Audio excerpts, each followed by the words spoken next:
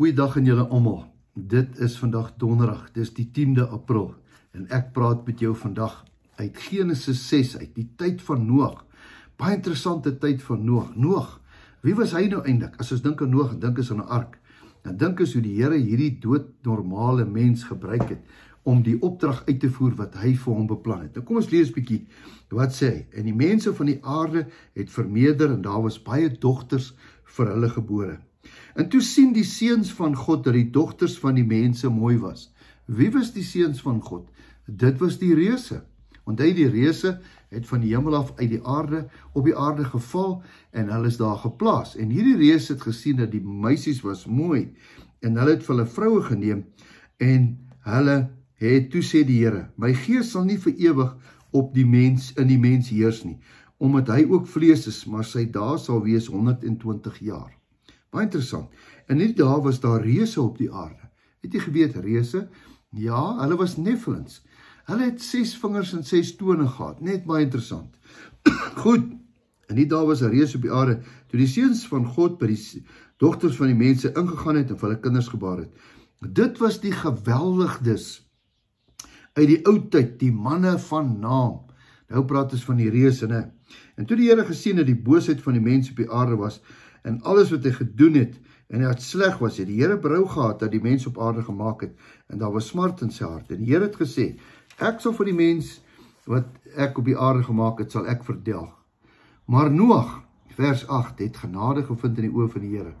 En dan gaan dit oor die geskiedenis van hom. En vers 12 sê hy, en toe het God vir Noag gesê, dis die einde van alle vlees wat ek volgens my besluit kom, want die aarde is nou vervul met geweld, en kyk, ek gaan hulle saam met die aarde verdelg. Verskoning. Lees dit, dis pragtig. Dan jy gaan baie interessante dinge daar kry. Maar ek wil by 'n spesifieke punt uitkom. Die mens het droog gemaak, geweld, en dan is daar 'n plan wat God en sê, kyk, ek het nou genoeg gehad van hierdie aarde. En sy plan was om die aarde te laat vergaan met water. Onthou julle? En hy sê vir Noag, in presiese detail, gaan lees bietjie daar interessant. Jy moet so en so en so maak. Hier is 'n baie belangrike ding. God sal nie vir jou iets sê as hy nie vir jou plan het nie. Want anders het hy gesê, Here, maar hoe moet ek dit doen? Hy het hom gesê. Hoekom? Want God het 'n plan. I know the plans I have for you. Nou maak hy en hy bou 'n groot ark amper 100 jaar, hy en sy seuns. Nou, al die diere en al die goed lewende wesens was daar binne. Nou hier kom die interessante storie. God het nou klaar gemaak het hy die mens eintlik 100 jaar kans gegee om hulle self te bekeer. Nou dink 'n bietjie by jouself, hier in die middel van nowhere, soos hulle altyd sê, bou iemand 'n groot boot, 'n groot skip, 'n massiewe ding. Elke dag stap die mense daar verby. Het julle gesien hierdie mal ou? Hy dink dit gaan so baie reën. Hy dink hy gaan nou oorleef op hierdie ding. Ek bedoel, hoe mal kan hy nie wees nie? Maar ek dink ou Noag het bietjie gepreek op, manne, julle moet bekeer. Die Here gaan water stuur. Ag, hulle het vir hom gelag. Dit laat my nogal dink aan vandag se tyd, né? Nou die Here sê, ek gaan 'n einde bring aan alles. En die mense lag. Nou, dieselfde Bybel, bietjie verder, praat hulle met Jesus.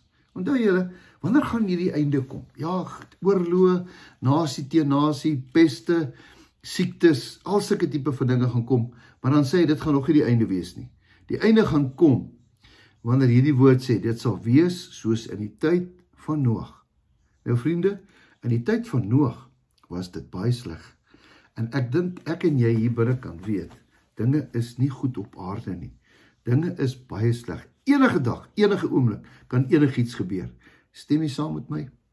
Nou miskien is ek dus soos Noag vandag en ek preek vir jou en ek sê, repent, julle moet bid, julle moet saam met ons bid, want ons kan voor ons oë sien, dat die Here is besig om iets te doen.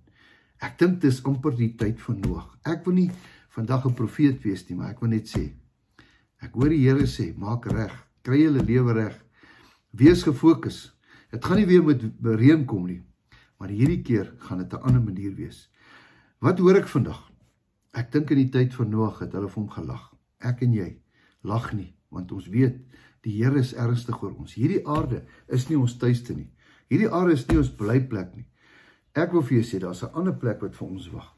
Maar ons met hierdie werk, moet ons by die voordeur uitstap. En laat ons dit goed doen, elke dag, na die beste van ons somme. Kom ons bid saam. Here, baie dankie vir u woord. Dankie dat u ons leer vandag. Soos in die tyd van Noag, so is dit nou. Here, help ons om elke dag gereed te wees, ons lampies vol te hou. Here, ons wil ons Bybel lees, bid elke dag. En Here, laat ons u wil doen. Vergewe asseblief al ons sonde. Ons vra dit in Jesus se naam. Amen. Verskoning. Nou ja, daar het jy dit. Gelees gerus 'n bietjie Genesis 6. Wonderlike storie, die storie van Noag. Mag jy 'n wonderlike geseënde dag hê. Weet jou beste is op pad en weet dat Jesus jou baie lief het. Totsiens.